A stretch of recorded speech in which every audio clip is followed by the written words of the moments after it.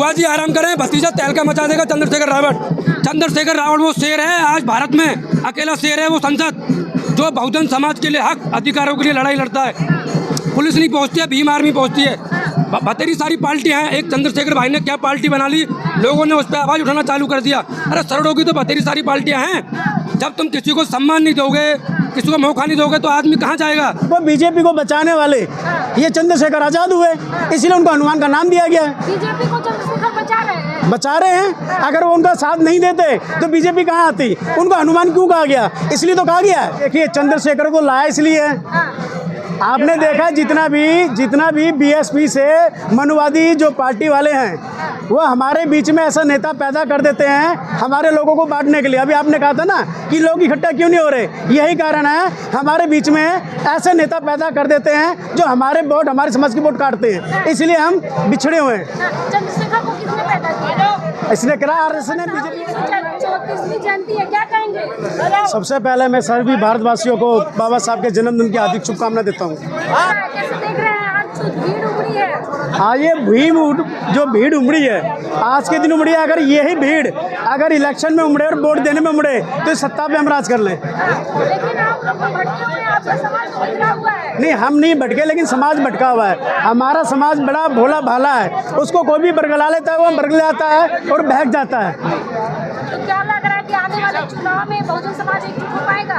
बहुजन समाज एकजुट तो नहीं हो रहा, लेकिन आने वाले समाज में 2027 के अंदर बहुजन समाज जरूर एकजुट होगा, पूरी ताकत के साथ होगा। लेकिन तमाम लोग आरोप लगा रहे हैं कि बहन जी कोई आवाज़ नहीं उठाती, बीएसपी खत्म हो चुकी है। अगर बहन जी आवाज़ नहीं उठाती तो इतने लोग यहाँ पर इकट्ठे होते। बहन जी खूब आवाज़ लगाती हैं, खूब आवाज़ देती हैं लोगों को इकट्ठा होने के लिए। जहाँ भी आदमी के ऊपर अत्याचार होता है बहन जी जरूर आती हैं वहाँ पे। चंद्रशेखर भी तो आते हैं, क्या बहुजन समाज बिखर चुका है क्या? नहीं, देखिए चंद्रशेखर को लाया इसलिए आपने देखा जितना भी बीएसपी से मनुवादी जो पार्टी वाले हैं वो हमारे बीच में ऐसा नेता पैदा कर देते हैं हमारे लोगों को बांटने के लिए। अभी आपने कहा था ना कि लोग इकट्ठा क्यों नहीं हो रहे, यही कारण है। हमारे बीच में ऐसे नेता पैदा कर देते हैं जो हमारे वोट, हमारे समाज की वोट काटते हैं, इसलिए हम बिछड़े हुए हैं। चंद्रशेखर को किसने पैदा किया?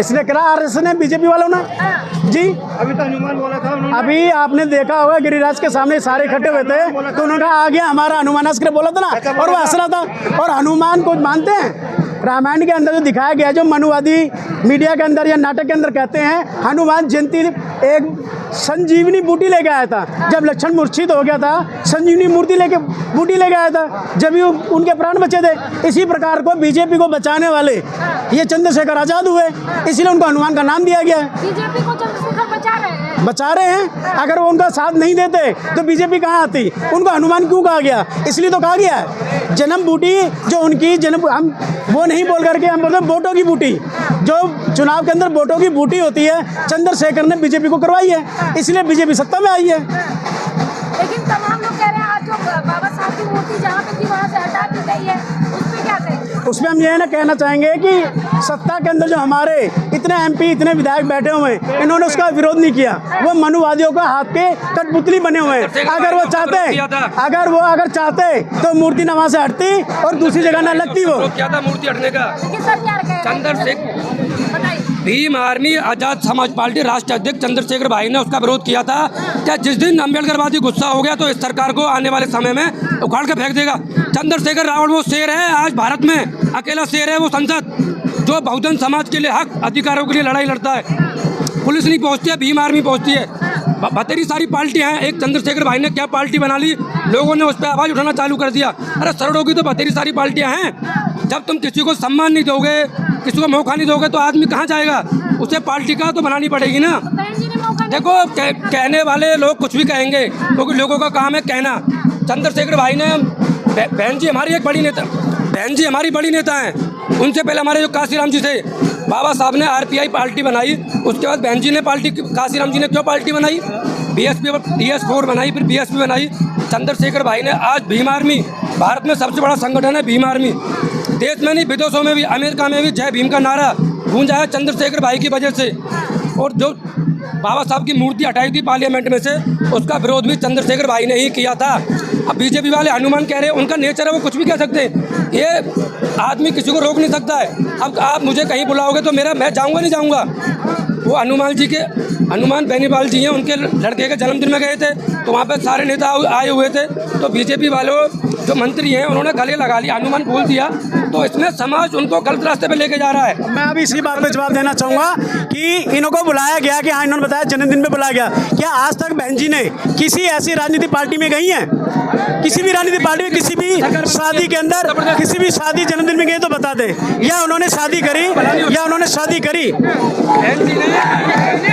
बहन जी ने बीजेपी के साथ मिलकर सरकार बनाई थी। एक चंद्रशेखर भाई जो हैं, जो बहुजनों के नेता हैं, आने वाले समय में वो देश के प्रधानमंत्री बनेंगे। 5 साल 10 साल भीम आर्मी बहुत बड़ा संगठन है।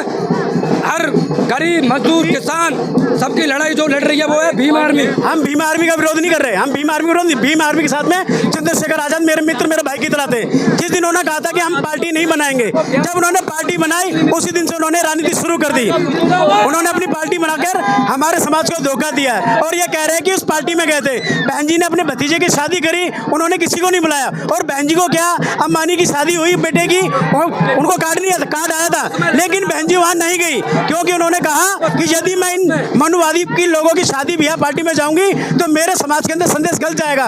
उनको लगेगा कि हाँ भाई, मैं इन मनुवादियों के साथ में मिली हुई हूँ। बहन जी का मतलब त्याग है, ये लोग नहीं समझ पा रहे हैं, लेकिन चंद्रशेखर उसमें जा रहे हैं, ये लोग हमें समझा रहे हैं। अगर आप वाकई में मनुवादियों के साथ में नहीं है तो आपको मनुवादियों के किसी फंक्शन में नहीं चलना चाहिए।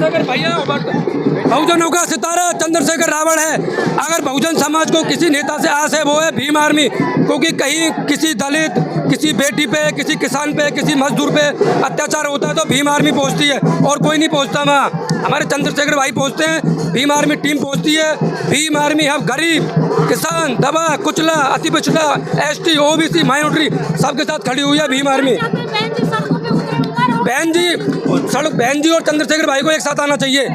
बुआ जी आराम करें, भतीजा तहलका मचा देगा चंद्रशेखर रावण। बहन जी को, चंद्रशेखर भाई को साथ में लाना चाहिए, दोनों को एक ही स्टेज पे आगे काम करना चाहिए तो बहुजन समाज बचेगा। अभी हम टुकड़ों में बटे हुए हैं, हमें एक मंच पे आगे काम करना चाहिए। आने वाले समय में 2027 में बहन जी और चंद्रशेखर भाई को एक साथ आना चाहिए। जब ही हमारा बहुजन समाज बचेगा, जब ही हमारा संविधान बचेगा, जब ही हर भारत की महिला, गरीब, किसान, अति पिछड़ा, मुसलमान सब लोग बचेंगे।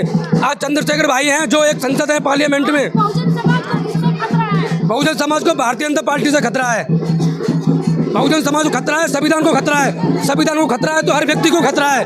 संविधान सुरक्षित है, हर व्यक्ति सुरक्षित है। अगर संविधान खत्म हो गया तो गुंडा राज आ जाएगा, फिर तानाशाही चलेगी, फिर राजतंत्र लागू हो जाएगा। अभी हर व्यक्ति को वोट डालने का अधिकार है, ये बाबा साहब की वजह से मिला है। आपस में नहीं लड़ना चाहिए। संविधान खतरे में नहीं है, लेकिन जिन हाथों में संविधान है उन लोगों से खतरा है। और हमारे को जो मनुवादियों से खतरा है, मनुवादी पार्टियों से खतरा है। बीजेपी, कांग्रेस से खतरा नहीं है, मनुवादी पार्टियों से खतरा है।